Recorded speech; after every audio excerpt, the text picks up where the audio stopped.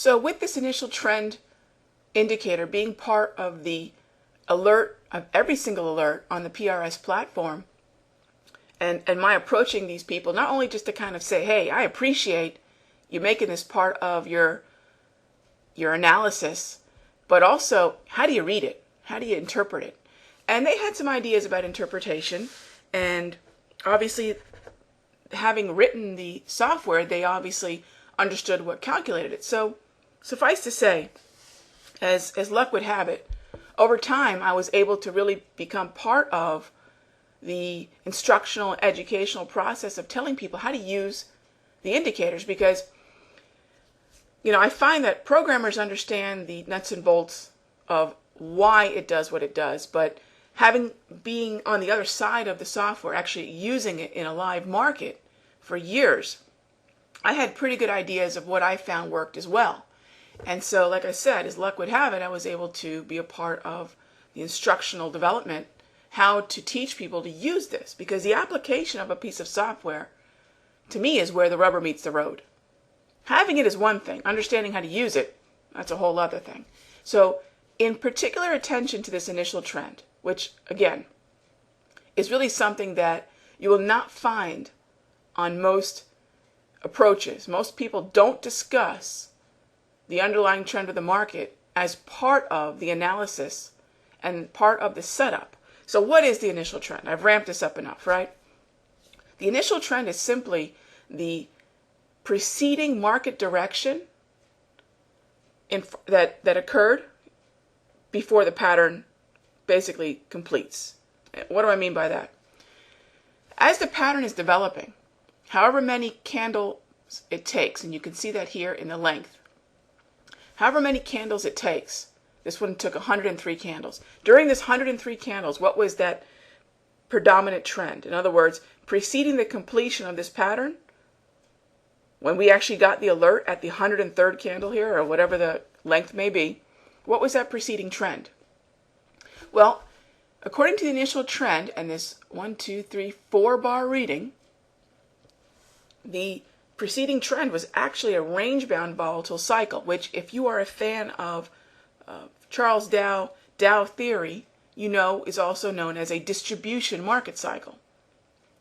Anytime you have a wider range, a little bit more volatility, moving sideways, that's distribution. So a 4-bar initial trend reading is a distribution cycle. In fact, anytime you see 4 or 5 bars on the initial trend, that is distribution. Now, if I'm thinking about a head and shoulders pattern, head and shoulders and inverse head and shoulders, as this alert is, are unique patterns in that the neckline can be relatively flat or it can be relatively angled. So head and shoulders are interesting patterns that can occur in both trending and non-trending environments. Let's take another example here. Let's go right down the list. I'm going to go to this channel up here. Okay.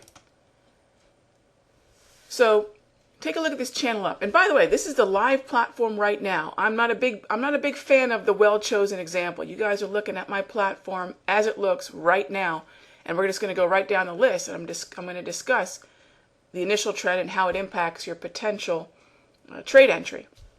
So 15-minute Euro-US dollar, 103 candles. Funny enough, it took to develop. And notice this particular initial trend is 3 bars.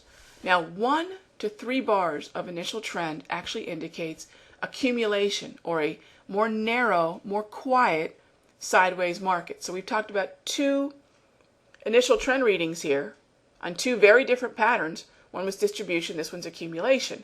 Now, channel up patterns are trending patterns, correct? Channel up, just as the name suggests, should be occurring in an uptrend or mark-up cycle. So if I am going to be trading this pattern with expectations of continuation, in other words, if I'm expecting this channel up to keep channeling up, I would like to see an initial trend reading of 6 bars or more. 6 bars or greater indicates a trend. 6 bars being the weakest indication of a trend.